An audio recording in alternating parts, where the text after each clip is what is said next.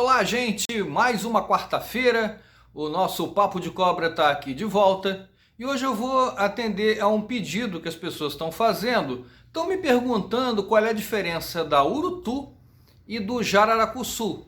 Vocês sabem que as duas são bótrops, né? São do mesmo gênero da jararaca, né? Urutu e jararacuçu, ambas são bótrops, ambas são cobras venenosas. Mas qual é a diferença entre elas? Vamos ver isso no vídeo de hoje. Vamos lá, sem perda de tempo, vamos para a vinheta.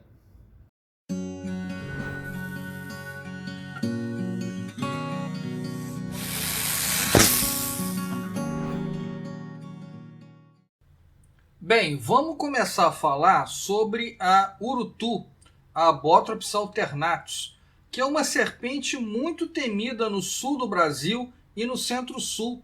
Ela ocorre em todos os estados do sul do Brasil, mais São Paulo, Minas, Rio de Janeiro, sul de Goiás e Mato Grosso do Sul. Ela é muito temida porque ela é uma grande produtora de veneno. É uma das que mais produz veneno nas bótrops. Já tem estudos que mostram que ela produziu 380 miligramas de veneno em uma só extração. Bem, mas vamos ver a diferença dela. A primeira característica dela são as manchas que ficam lateralmente no corpo, que tem formato de ferradura ou aqueles ganchos de telefone antigo. Ele é castanho escuro, em volta em torno de meio amarelo, meio esbranquiçado, e é um animal muito bonito. Então o colorido dela é esses ganchos na forma de telefone. Agora vamos ver como é que é a parte de cima da cabeça dela. Vocês estão vendo aqui nessa imagem como é que são os desenhos na cabeça dela e daqui a pouco a gente vai comparar com o jararacuçu. Agora reparem no detalhe, vamos começar a ver agora o detalhe da cabeça do animal. Repara a visão lateral da cabeça do animal, vocês estão vendo aí a fosseta loreal, né, que é característica dos viperídeos. E vejam que as escamas supralabiais não entram na fosseta, não tocam na fosseta. Você está vendo algumas escamas pequenininhas aí. Então uma das características do grupo da urutu, ela não é a única espécie que tem isso. Mas para diferenciar do jararacuçu que a gente está fazendo nesse vídeo, repara que a supralabial não toca na fosseta loreal. Então se você não sabe quais são as escamas supralabiais, se você não viu esse vídeo, eu vou colocar aqui o link para você ver os vídeos explicando como é que é o nome das escamas da cabeça de uma serpente.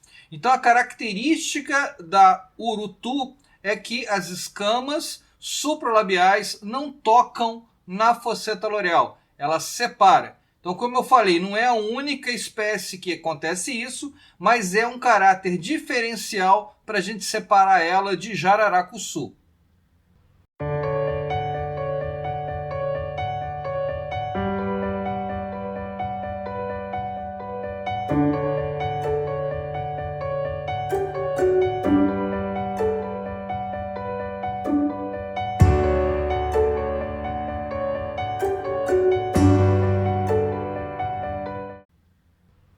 Agora vamos ver a jararacuçu, que é a maior serpente do gênero Bothrops, podendo chegar até 2 metros de comprimento se for uma fêmea. As fêmeas são muito maiores que os machos e têm presas de até 2,5 cm de comprimento. É uma espécie que pode produzir a maior quantidade de veneno dentre as Bothrops. A gente tem extrações de veneno que passam de 6 ml, é muita coisa. É uma espécie predominante do sudeste e do sul do Brasil. Então a gente vai encontrar essa espécie no Espírito Santo, em Minas, em São Paulo, no Rio de Janeiro e também um pouco no sul do Mato Grosso do Sul, no Paraná e em Santa Catarina. O colorido da espécie é totalmente diferente da urutu. Repare que aí eu tenho desenhos na forma de um rabo de peixe, né? Ele é bem amarelado e preto no caso das fêmeas e é mais escuro no caso dos machos. É por isso que muita gente chama de jararacuçu dourado, como se fosse uma outra espécie. Não é, jararacuçu dourado é uma fêmea, né? Quando a pessoa fala que é jararacuçu escuro, o marrom, é porque normalmente é um macho. Então essa é a diferença.